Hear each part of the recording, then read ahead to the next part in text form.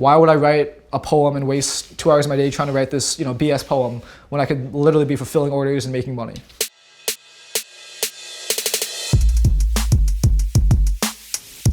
Sweet, so we're only done now. My name is Allan Maman. I'm a 19-year-old serial entrepreneur. My first big company was behind the entire fidget spinner movement, and now I'm working on making my next venture as successful as possible. And this is my hustle. New toy has twirled into our lives. Way to help keep kids focused in the classroom. Why don't these fads ever last very long? Rich kids find new things to buy. So we're very open about the fact that we didn't invent them. Right. However, we are one of the first companies to actually mass produce them. So I created Fidget 360 originally from selling fidget spinners to kids in my high school. I'm someone really bad at ADHD, so I was looking online for other alternatives to help me in class, and I found people selling these things called fidget spinners online. However, there was no company making them, so we went through trial and error, ended up building out a pretty cool sample, and then kind of just took it off from there. We started off with 3D printers in my high school, and then eventually ended up going to a factory just like this one. I can't say that fidget spinners were my favorite trend. It was like chickenpox. A couple kids had it. Before you knew it, they all had it. Last year, as our end-of-year trip, kid goes into a souvenir shop, spends $55 on fidget spinners, has no money for lunch. I've confiscated so many of them. I have a whole drawer full that I auction off at the end of the school year. Wait, is this a test or we're starting right now? Step one is to basically formulate the idea of what you want the spinner to look like. Put it in the printer will start printing. Once it's done printing, which takes about 45 minutes to an hour, then pop in bearings. And you have a working spinner.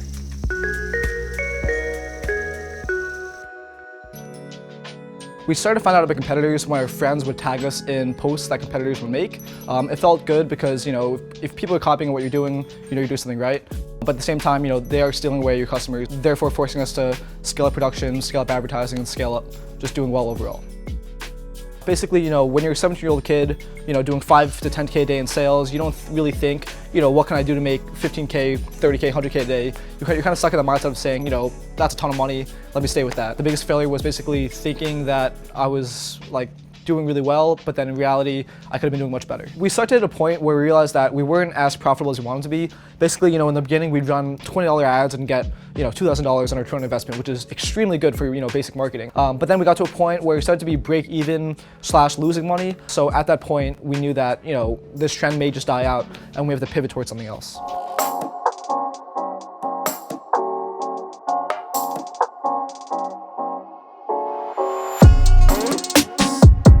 So here's me as a kid. I was a pretty big troublemaker. I always got in trouble a lot at school. So my parents, they raised me, they made me take violin lessons, piano lessons, Chinese lessons. I just didn't find it appealing, I didn't find it fulfilling. And because of that, I always wanted to kind of be a troublemaker. So I'm about to show you guys some emails that my teacher emailed my parents while I was building out my company Fidget.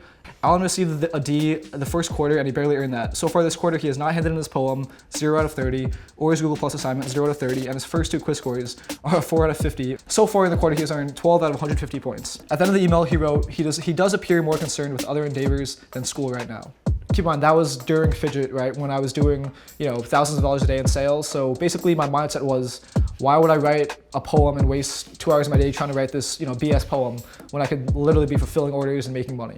So I would say probably when I was in 7th or 8th grade, I was diagnosed with ADD. There's a big stigma around it where they think that you're different than everyone else, which is a bad thing. But in a lot of ways, ADHD and entrepreneurship go really well hand in hand. You have to do a lot of stuff on a daily basis and not just kind of focus on one thing. Studies show that ADHD people have more potential of being creative and also to follow through in a way that they have so much energy. At the end of the day, if you're doing what everyone else does and you're being normal like everyone else, getting good grades like everyone else, you're just gonna end up like everyone else. So if you're different and you think that you could do better, you should always just go for it.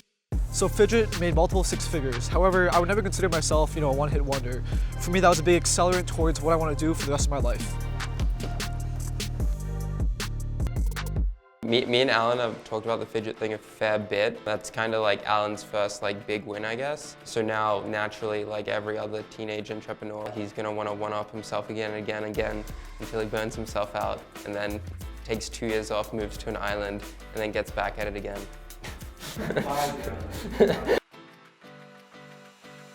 think anyone knows really what it's like until they actually Totally. Yeah, I think invest into a company. if someone came to me and they said, I want to become an entrepreneur, like what's it like? I'd say like, have your strongest friend beat the out of you for a week. And then if you like that feeling, like, yeah, you should become an entrepreneur. Yeah, but at the same time though, not to discourage entrepreneurship because, you know, entrepreneurs are what helps the world, innovate, that kind of thing. But yeah, you're right. I don't think that it's for everyone, and I think that a lot of people think that it's for everyone. I definitely couldn't do anything else. Completely agree. In 20 years, I see myself running an extremely large company. I want to employ hundreds, if not thousands, of people, and kind of, you know, have a really bigger impact in the world than just being a 19-year-old with a few companies. Perfect. Bang. Should I stare that way? Yeah. Okay. Now it's made. Yeah. Take 3. Allan, are you having fun? Ton of fun. I'm Allan, and this is my hustle.